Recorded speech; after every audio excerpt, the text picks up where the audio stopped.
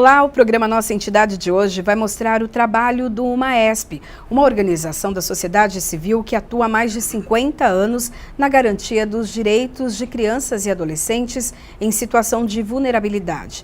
Para essa conversa, eu recebo Abner Fernandes, que é presidente do MAESP, Paula Gragnano, que é do Conselho Fiscal, João Paulo Barbieri, que é psicólogo, e Ana Paula Bispo, assistente social. Sejam todos bem-vindos à TV Alesp. Bom, Paula, me conta um pouco da história, então, do MAESP, como tudo começou. Na verdade, Priscila, o MAESP começou quando algumas senhoras evangélicas estavam fazendo um trabalho na penitenciária de São Paulo. Então, naquela época não existia toda essa questão de direitos e garantias de crianças, de adolescentes, era ainda muito raso, era ainda muito superficial. Que ano que foi isso? Em 1962, há mais de 50 anos. Sim. E essas senhoras evangélicas começaram a verificar que essas crianças ficavam sozinhas em casa, porque elas não os pais foram presos, as mães também muitas vezes eram presidiárias. Essas crianças muitas vezes ficavam sozinhas em casa ou os familiares não queriam essas crianças e essas crianças ficavam ao léu. Essas senhoras começaram a cuidar dessas crianças. E nessa época, o MAESP já cuidava de cerca de 60 crianças. Nossa. Por conta dela e risco. Porque elas levavam para casa? Elas levavam para essa instituição. Ah, já montaram a instituição. Montaram essa instituição, que é o Movimento de Assistência aos Encarcerados de São Paulo. Por isso o nome, Movimento de Assistência aos Encarcerados. Porque, na verdade, era uma assistência àqueles presidiários que não tinham como cuidar dessas crianças. E essas senhoras eram senhoras que eram esposas de advogados, de médicos, de pessoas de grande relevância na sociedade e tinham muito dinheiro. Então, com esses recursos financeiros, elas cuidavam dessas crianças. Certo. No entanto, começou a aumentar muito a demanda. E essas senhoras começaram a solicitar a parceiros que começassem a ajudar financeiramente essa instituição. Com o passar dos anos, a prefeitura e o Estado começaram a financiar, a ajudar essas senhoras a fazer esse trabalho. Ou seja, essas senhoras já faziam um trabalho que era um trabalho que deveria ser realizado pela prefeitura e pelo Estado. Mas, infelizmente, não havia ainda essa ajuda, essa política pública. E essas senhoras aceitaram essa ajuda, começaram a receber do governo e do município e assistir todas essas crianças. Recentemente nós mudamos o nome do MAESP, porque hoje nós não atendemos mais apenas filhos de encarcerados. Hoje nós atendemos toda aquela demanda que a prefeitura e o governo, né, enviam para nós, de crianças que foram abandonadas, de crianças que foram abusadas, crianças que foram violentadas de alguma forma, que estão sob risco social. E essas crianças são enviadas para lá e nós cuidamos dessas crianças de maneira integral. Hoje nós chamamos de MAESP social, cultural e esportivo, porque hoje, além de atendermos essas crianças psicologicamente, nós atendemos elas, é a casa delas, então elas moram, elas estudam, elas são atendidas, elas vão ao médico pelo MAESP de maneira integral e ainda tem essa questão da cultura, do esporte, da sociabilidade dessa criança. Bacana. Abner, mais de 50 anos de história, né? Então, muita coisa mudou, né? Começou ali, então, no atendimento a crianças, algo que ainda não era formal, né? E hoje já é uma instituição conceituada. Me conta um pouquinho dos trabalhos, dos projetos que vocês têm. Bem interessante, porque eu estou lá com a nova diretoria há 2 anos, né? Então, ao decorrer desse tempo, a gente foi avaliando, analisando toda essa parte histórica do MAESP. E a gente encontra documentos lá, assim, que você fica maravilhado, tipo atas, que tá com aquelas folhinhas toda amarelada. Então você vê assim uma organização que foi passando por todos esses anos e tudo guardadinho, tudo armazenadinho, tudo bonitinho, né? Isso chama bem a atenção para você ver o tipo de organização que perdura por 50 anos, porque não é qualquer organização hoje que suporta todo esse tempo devido por diversas situações, porque boa vontade todo mundo tem de ajudar o próximo de alguma forma, e às vezes quando você formaliza, você passa a ter umas outras despesas que você não tinha quando você é informal, e isso acaba tendo essas dificuldades para você executar os projetos, os programas e as ações, né?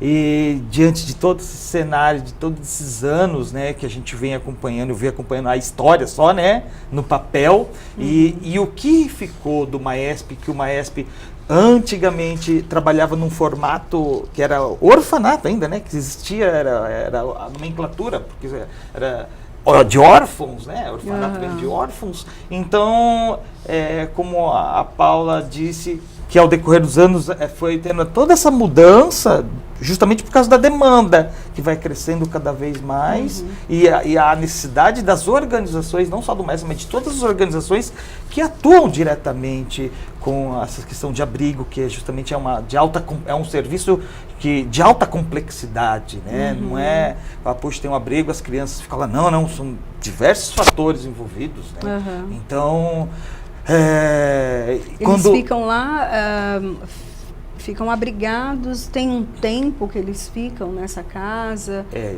Geralmente as crianças são de 0 até 17 anos, 11 meses e 29 dias. A partir daí, eles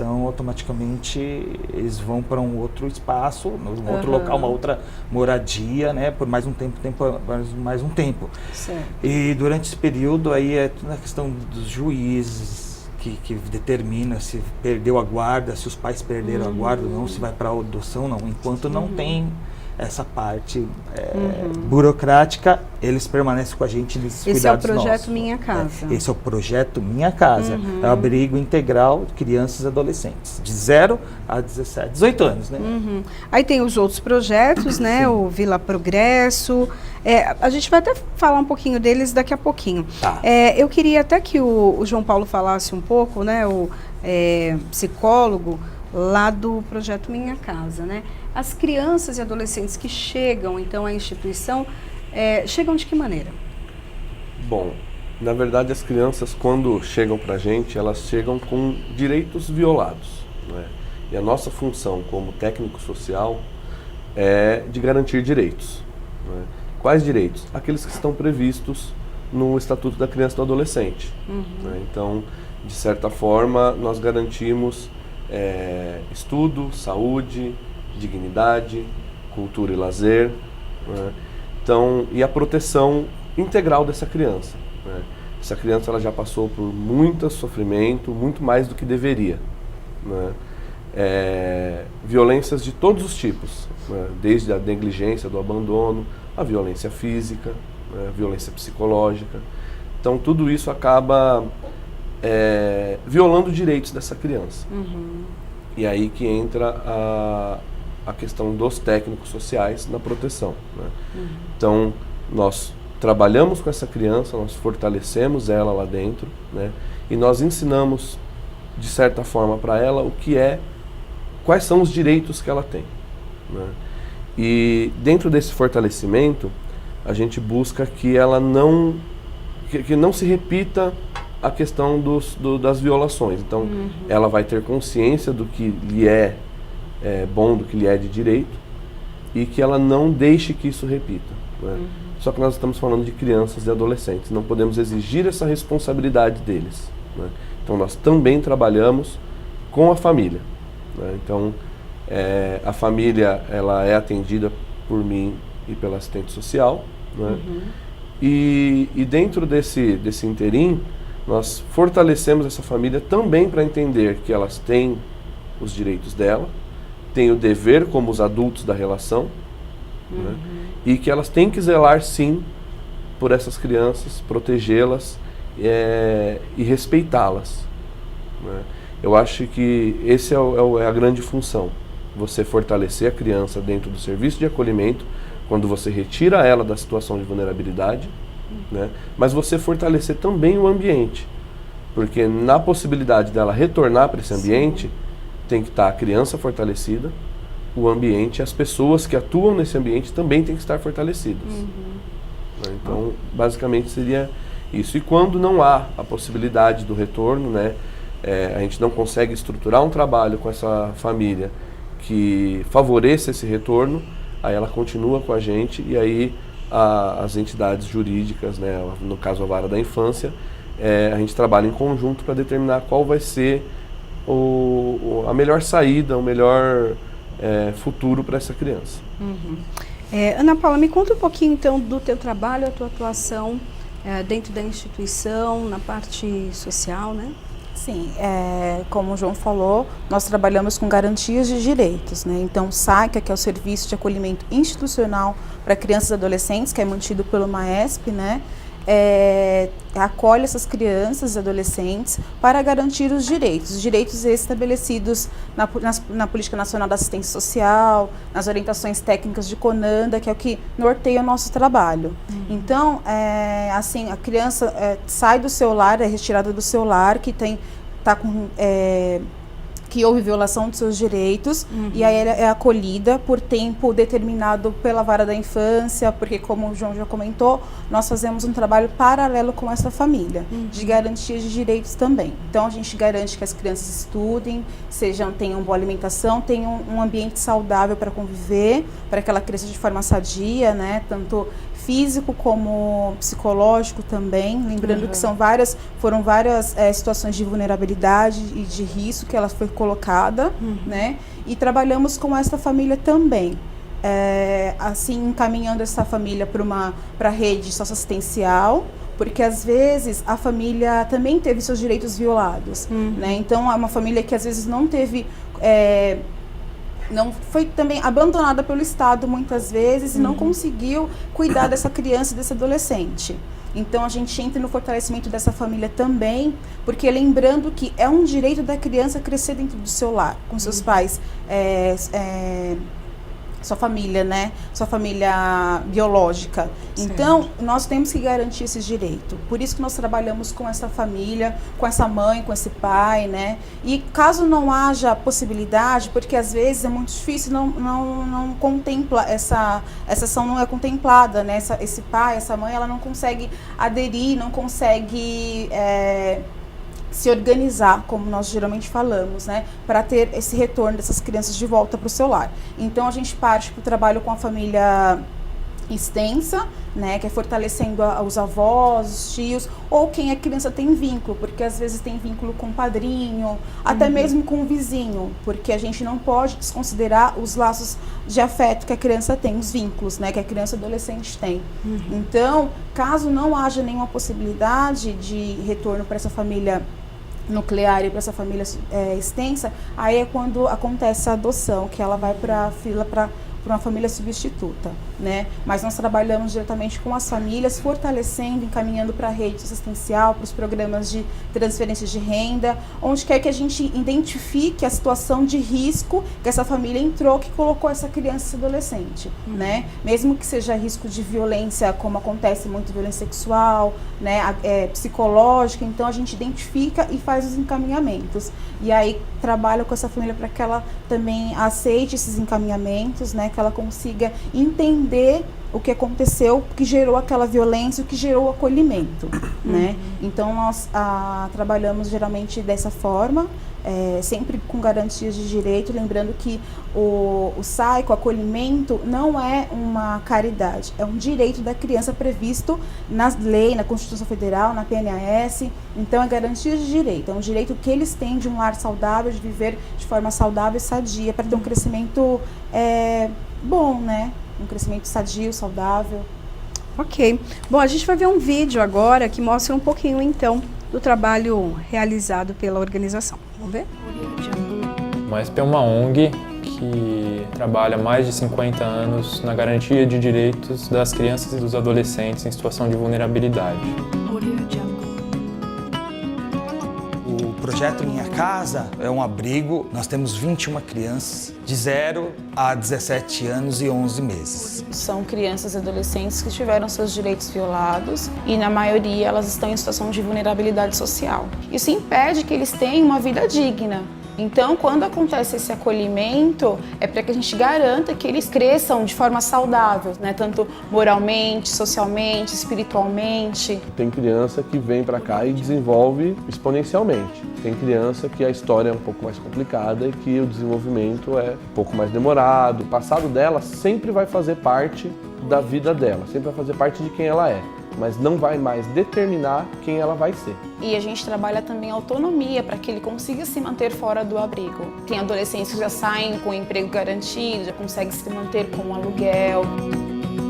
O trabalho do Maesp com o abrigo é fundamental e faz parte do seu DNA.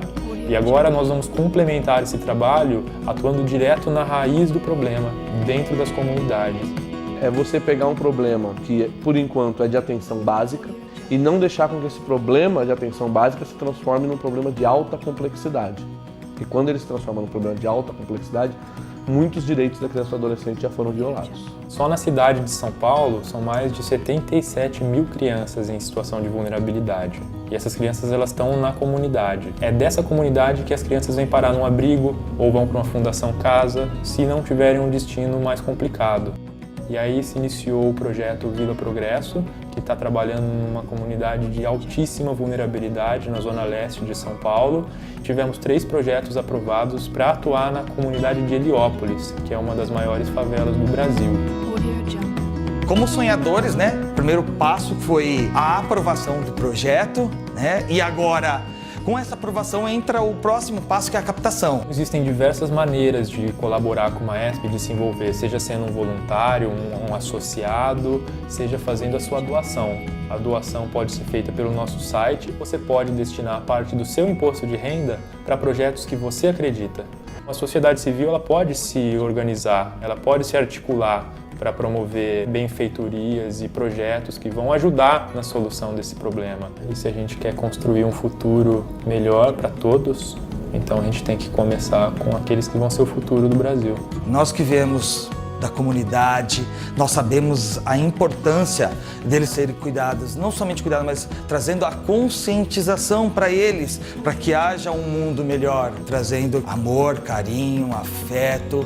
É isso que nós trabalhamos, justamente para que elas possam enxergar que há esperança para ela para um futuro melhor. Bom, a gente viu algumas imagens aí até do projeto Minha Casa, né? Nós não identificamos as crianças, né? Resguardando, né, os direitos que elas têm a isso, e a uma vida tranquila, um futuro tranquilo. Mas nesse projeto Minha Casa, vocês tentam fazer um ambiente com que eles se sintam ali abrigados, acolhidos, se sintam em casa mesmo? Como que funciona? Tem ordem, tem alguém puxando a orelha, tem obrigação, como que funciona? Né, então, na verdade, não é nem fazer com que eles se sintam acolhidos, da forma institucional, é fazer com que eles se sintam em casa, né? Uma das principais questões do abrigo ele tem que ter uma estrutura de casa, não pode ter uma estrutura institucional, né? Então a gente zela muito por isso, né? Então, o quanto mais a gente consegue fazer o abrigo parecer um lar, né? Então, colocando fotos deles juntos, em toda casa de família tem as fotos de família, né? Sentar, assistir um filme, né? Não é porque nós somos trabalhadores do serviço, né, de acolhimento que nós agimos com eles como se fôssemos simplesmente funcionários da casa, né? A gente senta, a gente joga uma bola com eles, a gente joga um videogame, né? É trazer cada vez para mais perto, né? Por quê? Porque foi exatamente isso que eles não tiveram, né? E às vezes a gente pensa, nossa, como essas famílias são ruins. Talvez não. Talvez não, porque assim, a violência ela acaba sendo transgeracional, né? Então esse pai e essa mãe que negligenciaram essa criança, eles podem ter sido negligenciados. Sim. E os pais dele também. Sim. Então assim, vem pulando de geração em geração. E eles ensinam aquilo que eles aprendem, né? Então, as crianças, elas acabam tendo uma comunicação, de certa forma, violenta, né? E aí o pessoal fala, nossa, mas eles fazem muita bagunça? Fazem. Fazem muita bagunça. Como toda criança e adolescente. Né? E a gente não, uma das coisas que a gente preza é que não existe essa diferenciação. Ele faz bagunça porque ele é do abrigo. Não, ele faz bagunça porque ele é criança. Ele é rebelde porque ele é adolescente. Né? E a gente tem uma briga muito grande com outros serviços que os atendem, por exemplo, a escola, né? Que também não está preparada para lidar, de certa forma, com essa situação. Então, assim, às vezes fala, ele vem aqui, ele faz bagunça na escola porque é de abrigo. Não, ele vem aqui e faz bagunça na escola porque toda criança, adolescente, tem os seus momentos, tem os seus caprichos, e às vezes eles fazem bagunça na escola. Né? E zelar por essa questão de não diferenciá-los porque são de abrigo é garantir dignidade. E dignidade é direito. O nosso papel, também é desconstruir isso na rede, né? Como o João citou da escola, né?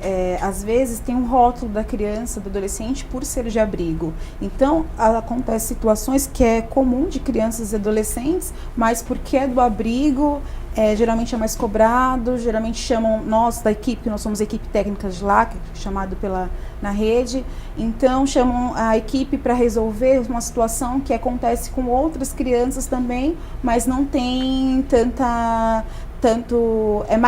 é como se eles considerassem mais grave por ser de abrigo, é o rótulo que existe. Então, o nosso papel também como técnicos sociais é desconstruir isso daí dentro da rede, né? Onde a gente vai, escolas, UBSs também, é desconstruir, porque ali o abrigo é uma situação provisória, né? Enquanto trabalha com a família, enquanto não há possibilidade do retorno para uma família, né, extensa ou a família substituta, ou a nuclear mesmo. Então, a gente tem que desconstruir isso e mostrar qual que é o papel do abrigo, por que essa criança, adolescente, ele foi para lá, que foi uma situação de vulnerabilidade, de risco, de violação de direitos, para que assim, a gente tenha uma sociedade menos preconceituosa, né? Porque o que a gente sente mesmo é isso mesmo, esse estigma por ser de abrigo, é assistente social do abrigo, é o psicólogo do abrigo. Nós temos também uma profissional pedagoga no abrigo também, que ela também é muito rotulada por ser de abrigo. Então a gente sente isso muito na rede, né? As pessoas têm um olhar preconceituoso ainda, né? E vem muito também da época de orfandade, dos orfanatos, que hoje, graças a Deus, não existe mais. Porque atualmente o acolhimento, são 20... Atualmente nós atendemos até 20 crianças e adolescentes, né? Antigamente eram mais, eram 60, 80. Olha quanta violação, porque hoje em dia a gente tenta garantir a individualidade de cada um, mesmo sendo 20. Mas é muito mais fácil do que quando era 80, né? Então são crianças de 0 a 18 anos, né, essa faixa etária, então são diferenças de faixa etárias, mas a gente tenta atender cada um de forma individual, olhar cada um de forma individual, porque cada um tem a sua história. Cada um ali é único, cada família é único, né? Então, por isso que hoje são menos crianças e adolescentes, são 20, para a gente garantir isso, para que eles se sintam no ambiente de casa, de lar, para que nada mude muito na vida dele, porque já é algo muito violento, você sair da sua casa, você ser retirado do seu lar, porque independente do que tenha acontecido, para a criança, adolescente, ele entende que ali é a família dele, né? Pode ser um pai violento, uma mãe violenta, mas ele entende que é o que ele conhece de família, né? Então, para ele já é muito violento ser retirado daquele lar, que é o que a gente trabalha isso no abrigo também, porque eles são encaminhados para terapias, para outros serviços, né? Então, aí a gente acaba desconstruindo isso para que na sociedade também eles tenham um outro olhar, e a sociedade tem um olhar diferenciado, não, igual com relação a todos eles também. Então esse é o nosso papel também, desconstruir isso onde a gente passa na rede, porque os serviços de acolhimento institucional, ele não é conhecido, né? As pessoas conhecem o orfanato, os órfãos, e engraçado que a minoria dos nossos acolhidos não tem pai, tem mãe. A minoria, então, não são órfãos. Sim. A maioria tem pais, tem famílias, mas como a gente já conversou, né, tiveram seus direitos violados. Mas a sociedade conhece como órfãos, com um olhar de piedade, e não é isso que a gente quer. A gente quer que eles tenham dignidade, sejam vistos de forma como cidadãos humano, dos direitos. Né? Ok, bom, nós vamos fazer um intervalo rápido e daqui a pouquinho a gente volta com o programa Mais Nossa Entidade. Tá?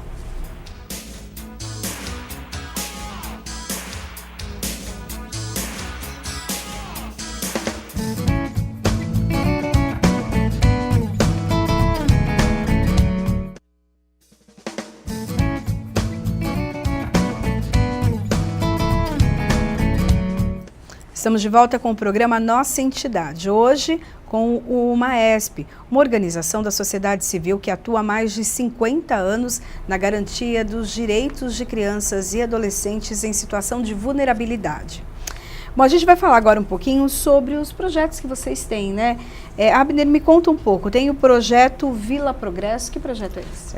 O Vila Progresso começou em 2017, de uma forma bem precária, porque é uma comunidade de Itaquera, né? Localizada em Itaquera, e a gente acabou assumindo essa responsabilidade de estar lá, porque via de fato a necessidade.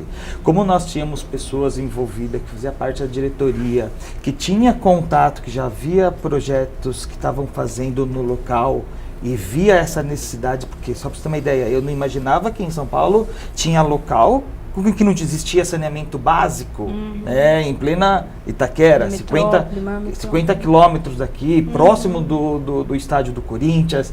Eu não imaginava que existia ainda comunidades que não tinham saneamento básico, e assim essa precariedade do local.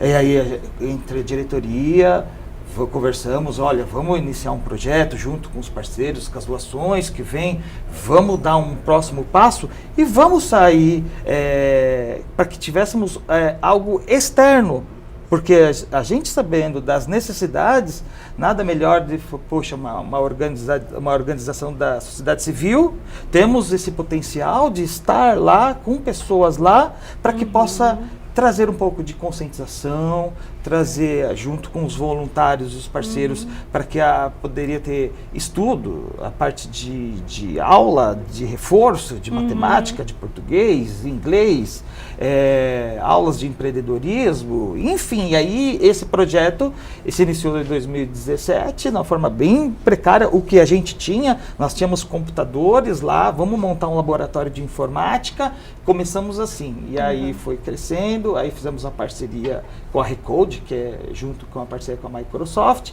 Eles disponibilizaram um programa que chama Recode, que era uma plataforma de você poderia estar ensinando as crianças e adolescentes a fazer aplicativos, jogos de lógica, ter as próprias aulas de informática e até ter um certificado para que pudesse futuramente ter uma profissão. Se eles gostassem daquilo, poderia ser um futuro para que eles pudessem encaminhar, para que eles pudessem dar continuidade e ter uma profissão, né? Certo. Porque é tão complexo. Quando a gente fala de comunidade, a gente não tem a noção, quando a gente não vive lá, dessa precariedade de eles não ter... olha, o básico do básico, imagina... estar fora da comunidade, eles falam, puxa, eles não conhecem nada mais além do que fora, do que dentro da comunidade. Muitas delas, crianças, não têm a mínima noção o que é uma Avenida Paulista, não tem a mínima noção o que é o cartão postal da nossa cidade, né? Sim. Devido a tudo isso. Daí você para e analisa e fala assim, como uma criança e um adolescente desse pode sonhar dentro da uma realidade daquela? Se não for as organizações da sociedade civil de estarem lá sempre presente, executando esses trabalhos, para que possa mostrar que existe um outro mundo além daquele, fica difícil mesmo. Né? Fica difícil. João Paulo, você até comentou, se eu não me engano, foi no vídeo e uma fala sua, que fala vocês acabam recebendo no projeto Minha Casa já as crianças e adolescentes que já tiveram todos os seus direitos violados, né? E por isso que elas estão ali. mas que o trabalhar fora, então, ir à comunidade, entrar na comunidade, levar conhecimento, instrução, muda a situação da comunidade para evitar, então, casos como esse. Então, assim, esses trabalhos que vocês fazem na comunidade têm esse objetivo? Exato. Eu acho que o trabalho preventivo, ele fortalece muito a comunidade, né? Porque você entrar em contato direto com eles, no próprio território, e você trazer para eles que existem formas de diálogo, que existem formas de educação sem punição, que a criança tem direitos, que a família tem direitos, mas que a família tem deveres, que a criança também tem deveres, né? Você trazer isso para eles, trazer dignidade, dignidade só chama dignidade, né? Então, você trabalha a questão preventiva, você pegar uma situação, né, que ainda é de atenção básica, que pode ser lidado ali com pequenos serviços que atuam dentro da comunidade, e você não deixar que essa situação se torne uma situação de alta complexidade.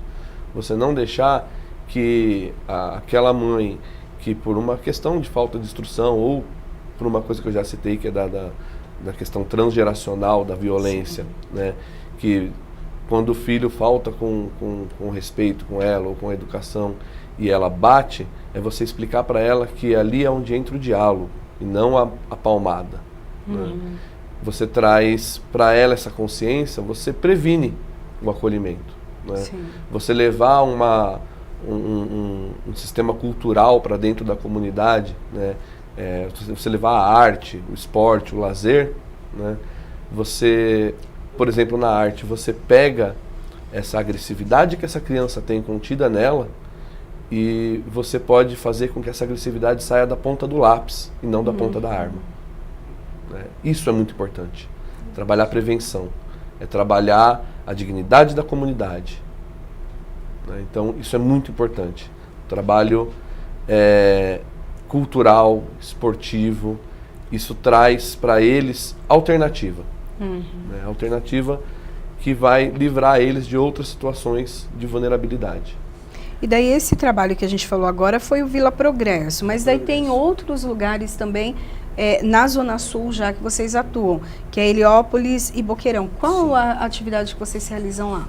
Só voltando um da pouco. Vila Progresso, só para ter uma ideia, falando que a gente iniciou o trabalho precariamente. Certo. Em 2018, nós fomos contemplados, participamos de um edital em parceria com a MRV e nós fomos contemplados justamente para atuar lá. E aí, automaticamente, esse lado que a gente tinha dificuldade de não ter material, né, para poder até mesmo ter um ambiente legal para apresentar para que essas crianças fossem acolhidas, até mesmo um pós-colégio, escola, né, para que eles pudessem ficar lá, porque de repente deles ficarem na rua, eles ficam dentro do projeto. Certo. Eles ficam dentro do projeto, ele tem aula, como o João mesmo disse, cultura, empreendedorismo, arte, e você mostra esse lado que, olha, fiquem aqui nesse espaço, porque aqui você está longe de você pensar em qualquer outra coisa, para que você não desvie do caminho, para que não te aconteça coisa pior, como mesmo foi dito, que muitas daquelas crianças que estão lá, eles vislumbram de algo fora, de algo que eles não têm, e aí acaba indo para uma fundação casa. Então a gente tenta, como o João disse, fazer essa prevenção. Fazendo essa prevenção, a probabilidade de menos criminalidade. Então ele é tão complexo quando a gente fala de comunidade, porque não é um fator somente social, cultural, esporte, você está lá. Ele é muito mais amplo do que só isso. Porque existe fora as crianças, tem os pais. Sim. Né? Quando eles têm o pai, a mãe, quando não tem o pai e a mãe, tem o avô, ou quem cuida dessa criança. Então, assim, não dá para falar, vamos resolver com A ou B. Não, é muito mais além, que não há possibilidade, vamos falar, de numerar, olha, nós temos 100% de resultado. Não, nós fazemos a nossa parte como organização de sociedade civil e como seres humanos. Porque não é só a criança, o adolescente, a família, ainda tem todos os fatores externos, né? Que fazem de tudo para para que essa criança e esse adolescente sejam envolvidos na marginalidade, por exemplo? Até mesmo porque, Priscila, nós sabemos que as pessoas, as crianças, os adolescentes principalmente, elas olham o exemplo das outras pessoas. Então, quando nós falamos de comunidade, em que pese nós sabemos que 90% da população que está dentro da comunidade são pessoas de bem. Sim, de sem bem. dúvida. Infelizmente, as pessoas que são icônicas nessas comunidades, nem sempre elas são pessoas que têm, a gente costuma falar que são pessoas de grande autoridade dentro da comunidade, né? Então são essas pessoas que acabam sendo seguidas, porque essas crianças, esses adolescentes, elas têm acesso à internet, elas têm acesso à televisão, então elas veem as pessoas tendo carro, casa, ostentando, e elas olham e falam, como é que eu vou ter isso? Então elas vão olhar para onde? Elas olham para esses cidadãos de grande autoridade na comunidade, né? E elas vão seguir este exemplo. Se as OSCs, as ONGs, elas se instalam neste lugar, elas vão começar a liderar pelo exemplo, falar, olha, você tem outro caminho. Para você ter uma vida saudável, para você ter uma vida financeira estável, para você pagar as suas contas, para você ter a sua casa, que é o que todos nós fazemos, você pode estudar, você pode trabalhar, você não precisa delinquir, você não precisa ficar sujeito a ir para a Fundação Casa, ao CDP, porque, na verdade, é um caminho sem volta. Sim. Então, muitas vezes existem pessoas que quando delinquem, quando são marginalizadas, são presas, elas voltam à recuperação, nós acreditamos na recuperação, mas é uma parcela muito pequena. Então, é o que o João falou, é a questão da prevenção.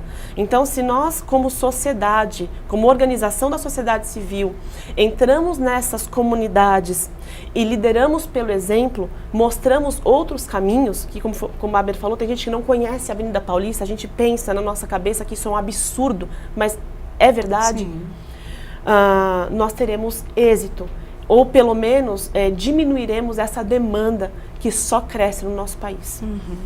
Aí sobre os projetos, o Heliópolis e o Boqueirão, como que acontece lá? Heliópolis e Boqueirão, nós estamos atuando como ações sociais, né? Como funciona? Cada comunidade dessa, tanto Vila Progresso, Boqueirão e Heliópolis, tem líderes comunitários.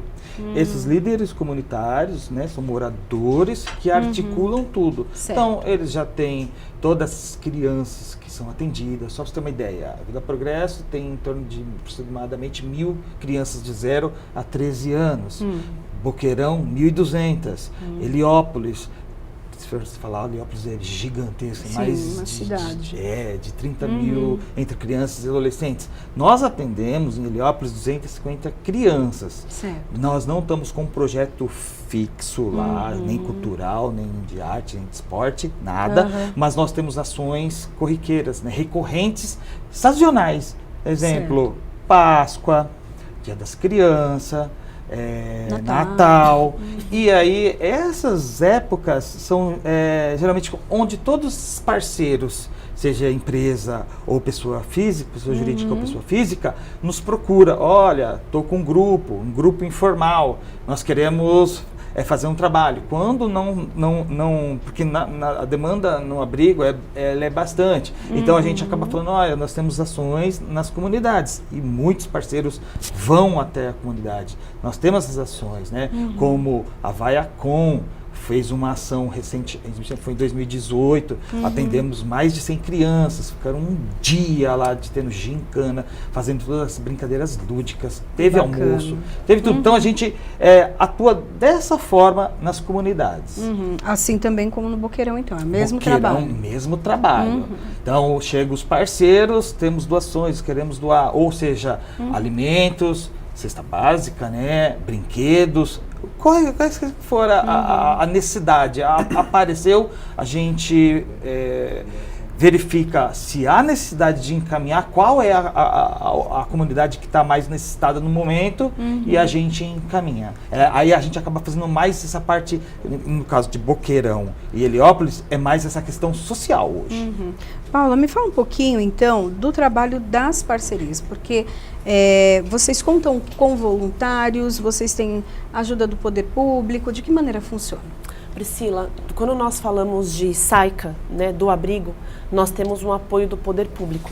Então, o poder público, que é o município, ele nos disponibiliza uma verba para que nós possamos manter essas crianças abrigadas, porque é um serviço de alta complexidade. Sim. Lá é a casa deles. Então, só para você ter mais ou menos uma ideia de como funciona, nós temos praticamente um funcionário para cada criança.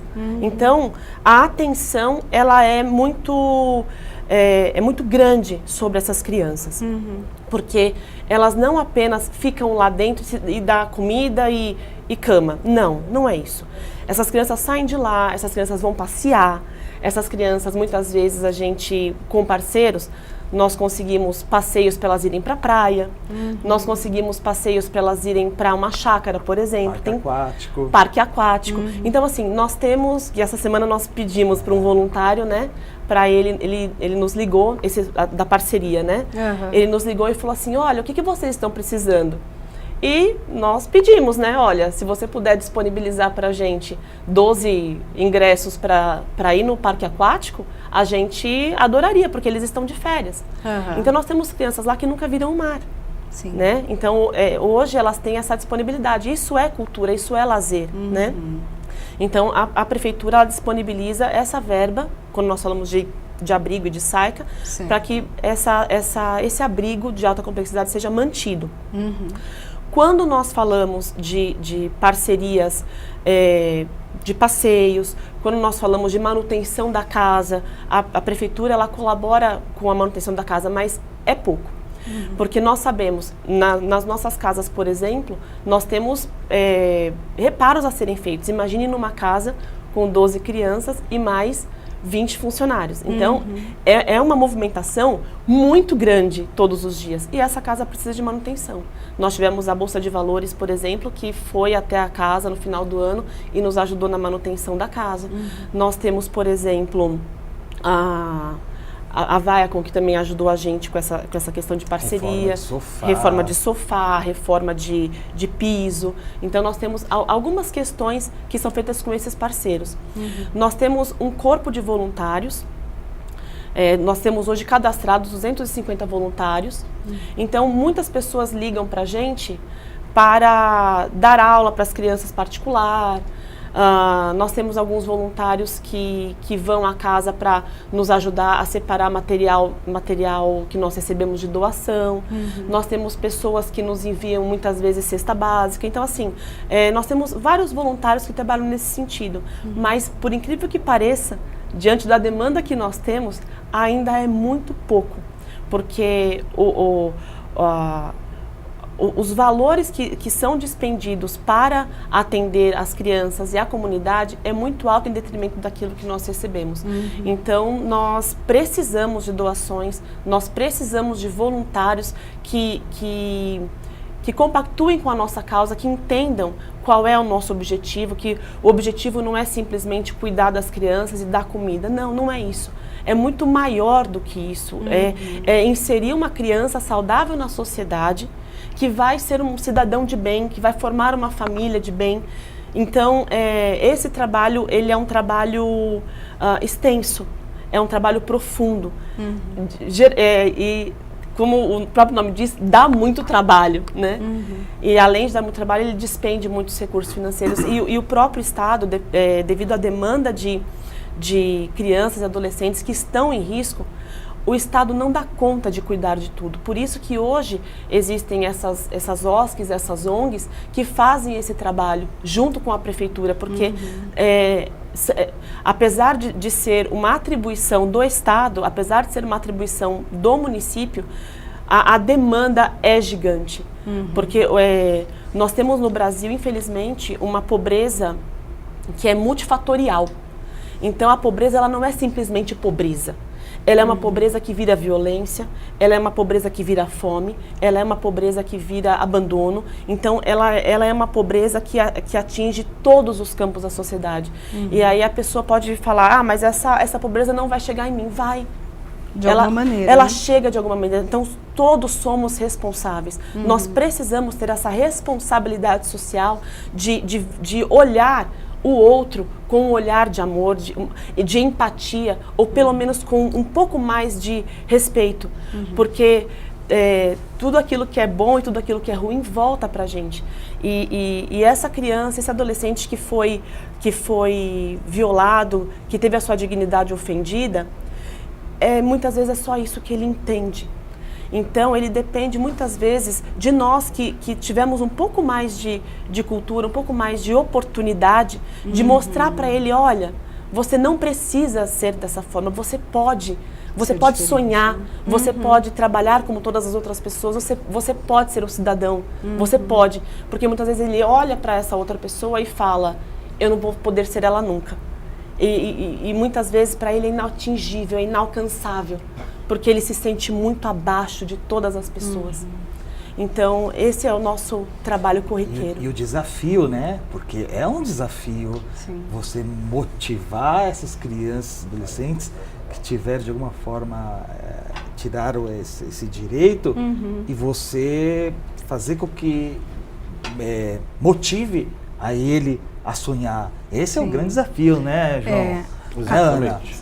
Ana Paula, eu queria até que você falasse um pouquinho, a gente tem pouquinhos minutos aqui para terminar o programa, mas do resultado, o que você vê e como é para você depois de acompanhar essas crianças, ver a mudança delas, vê-las ali completando 18 anos e seguindo a vida num trabalho? É gratificante, né? Às vezes acontece de casos, né, que para a justiça, para a vara da infância, já parte por uma destituição da família, da mãe, e a gente inicia o trabalho com essa mãe, identificando a situação de risco, trabalhando com ela. Às vezes é necessário até trabalhar estímulos de carinho, de afeto, reconstruindo esse vínculo, né, fazendo com que essa mãe ressignifique o papel dela de mãe, de cuidadora, não só da mãe, mas da família inteira. Sim. E depois a criança retornar para esse lar sadio, tendo seus direitos garantidos, né, dentro daquilo que é direito dela, estar com a sua família, né, pra gente é muito gratificante. Assim como os adolescentes também, aqueles que não há possibilidade de uma família substituta e nem de retorno para sua família extensa, nuclear, a gente trabalha autonomia, né, então eles completam 18 anos, muitas vezes já estão inseridos em trabalhos, em cursos, porque esse é o nosso papel. A gente vai em busca de cursos profissionalizantes para que eles saiam com 18 anos, tenham autonomia, seja protagonista da sua história, consiga realmente viver em sociedade, né, trabalhando com dignidade, né? Então, é um trabalho árduo, mas é muito gratificante, porque eles sempre, principalmente os que completam 18 anos e saem, aí passa um tempo, eles retornam, né, e falam, olha, hoje a gente estou trabalhando, tenho minha família, né, estou na faculdade. Então, isso pra gente é muito importante, porque realmente eles entenderam, né? Eles conseguiram ressignificar a situação de violência que eles viveram, né? E de estar também na situação de abrigamento, de acolhimento. Então, pra gente é muito gratificante quando há esse retorno, principalmente da família, né? Que a família consegue sair dessa situação de violência, né? E conseguir ter o retorno das suas crianças e dos adolescentes de volta. Então, pra gente vale a pena. Daí pro João, bem rapidinho, o que significa para você? Eu acho que é o respeito, né? Respeitar a escolha de cada um, né? O adolescente que sai com 18 anos, a gente mostra para ele as alternativas, mas a escolha é sempre dele, né? Nenhum de nós vai chegar e falar assim, ó, você tem que fazer isso ou você tem que fazer aquilo. Você tem escolhas. E isso pra gente, acho que é o que norteia o nosso trabalho. Bom, então, para terminar, eu queria deixar, então, o site maesp.org.br, maesp.org.br, o telefone 5062-8007.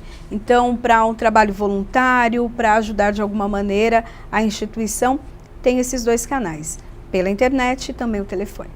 Bom, eu agradeço então a participação de vocês aqui conosco, aqui na agradece, TV Alesp. Bom, o programa Nossa Entidade fica por aqui. A gente se encontra na programação da TV Alesp ou no canal da TV Alesp no YouTube. Até mais, tchau, tchau.